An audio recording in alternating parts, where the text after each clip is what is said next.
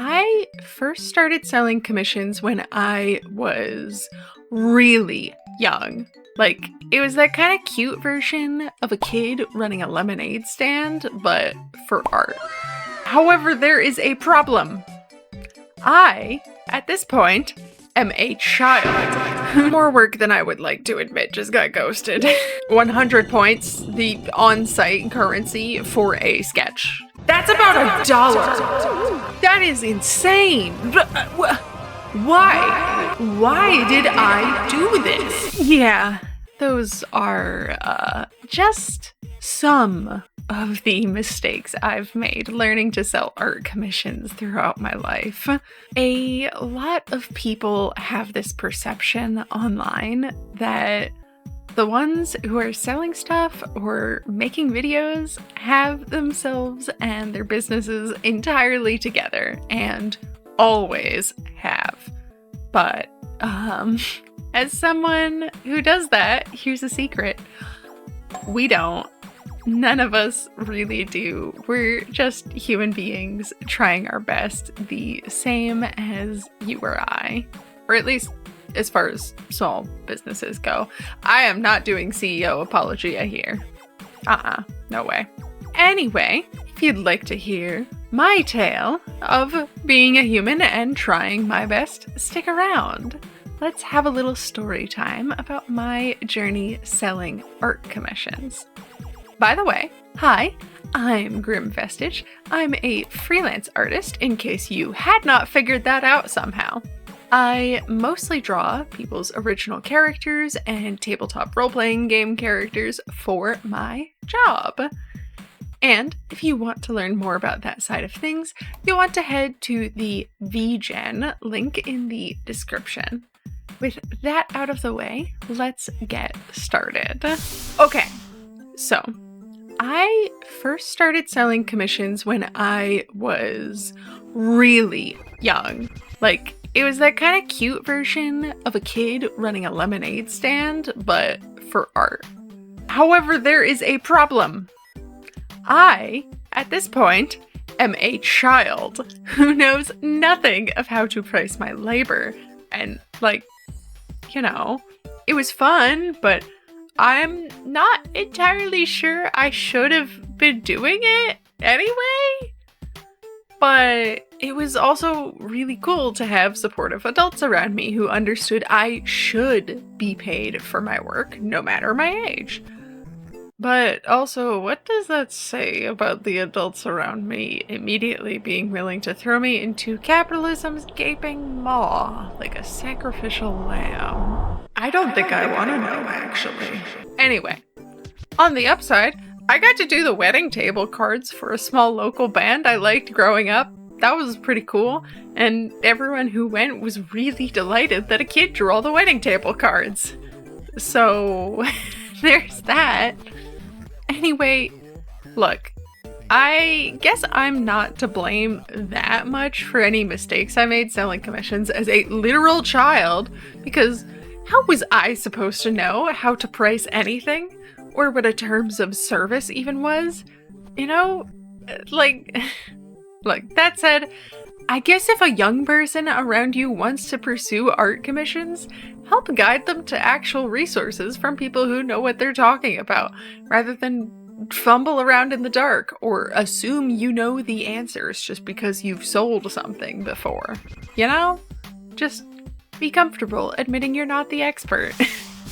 Now, once I was a bit older and a teenager, I didn't really do commissions as much. It was no longer cute to commission the middle to early high schooler for art, you know? Especially not when most of what they were drawing was Metal Gear fan art in the style of JoJo's Bizarre Adventure and other assorted original characters and anime boys. I also had no idea about having a terms of service or how to organize work still, so more work than I would like to admit just got ghosted. Like, mercifully, I never ran away with people's money because I didn't have them pay until the work was done, which It's still a little bit stupid on my part, but what are you gonna do as a teenager when you don't trust yourself to finish the commission and you don't want to run away with people's money by accident, you know? Still, most of the commissions I got asked to do at this age was not in my wheelhouse. Like, I was getting asked to draw, like, car stuff and sci-fi things or stuff for people's businesses because they, forgot that graphic design is a different skill than drawing anime boys. I think a lot of people still wanted to take advantage of the fact that I was a teenager and didn't know what I was doing most of the time, unfortunately. Like, they figured it would be cool to support a kid's business and also get some cheap art out of it. But, you know, still. Look, the big lesson I'd say from this era is to know what you want to be paid to draw, so you don't get stuck drawing things that you don't like. And also learn how to organize it. Like, setting myself reminders or keeping a to-do list at this point would have done me wonders, I think. And then eventually I started college, where I actually figured out how to organize my commissions and keep track of them and such. It was one of the small mercies of getting to university and having to learn how to make a to-do list and study properly for the first time in my gifted/neurodivergent life. So that helped a bunch. And do you want to guess where I was doing these commissions?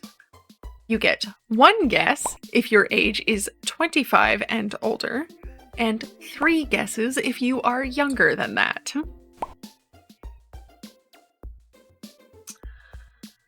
If you guessed DeviantArt, you would be correct. So, while I had learned to organize my work and have a terms of service at this point, I was undercharging. Like, 100 points, the on-site currency for a sketch. That's about $1. That is insane. Why? Why did I do this?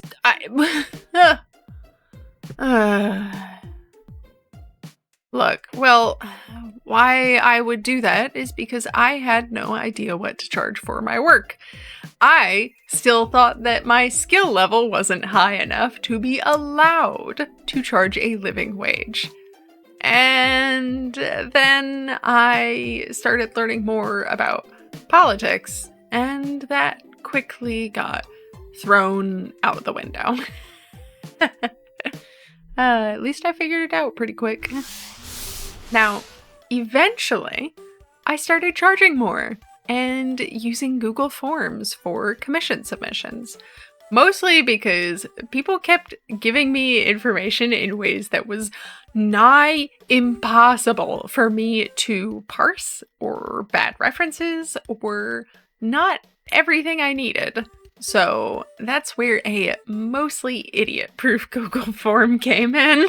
At this point, I also started keeping track of my work and commission information in Notion, which honestly worked pretty well.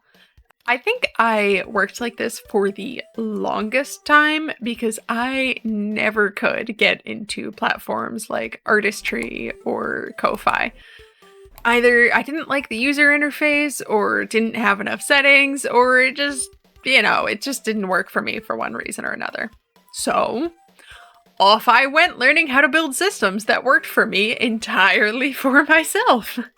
It was crazy amounts of work to set up and keep track of, but on the upside, I am now kind of a wizard with a spreadsheet, which, honestly, you'd be surprised how much being a spreadsheet wizard comes in handy when your hobbies include Pathfinder 1st Edition. Anyway, all this still had a lot of admin work, and it was exhausting. So freaking exhausting. Finally, in 2023, I got a VGEN account, and to be honest, Everything has been so much easier since the VGEN website handles slots, quick math for quotes, portfolio updates, reviews, payment, just literally everything except for tracking your total income for tax purposes and, making the art. I no longer have commission DMs cluttering up my personal messages on Discord. Everything just lives right in VGEN's messages on platform. No more work messages while I'm playing D&D. And to be super upfront, I'm not sponsored by VGEN. I just really dig the platform. But if someone at VGEN is watching, hi, my business email is on my YouTube profile and card. Nowadays, the only work relating to commissions that I have to use a different website or program for is scheduling work in my task manager, like doing the art itself, or updating my budget tracker for tax purposes. That is it. Honestly, I feel like I'm in a really good spot for my commissions right now as far as workflow goes. With all the technical stuff handled, I can just focus on making art and managing my workload and refining my pricing. It is so nice. And thanks for listening to my story of how I started selling commissions. I know this isn't really a tutorial. It's not really intended to be one. I don't want to just be a tutorial channel, but I hope you found learning about it fun. I figure something like this would be informative for people who do want to sell commissions and entertaining for folks who are just curious about the process. If you'd like to keep up with my journey figuring out how to be a full-time freelance artist, you should subscribe. And, well, I am opening up commission slots soon, or they might even already be open by the time this video goes up. So, if you'd like some art like what you saw in this video, head over to my VGEN link in the description. Otherwise, be cozy, be kind, and make something cool.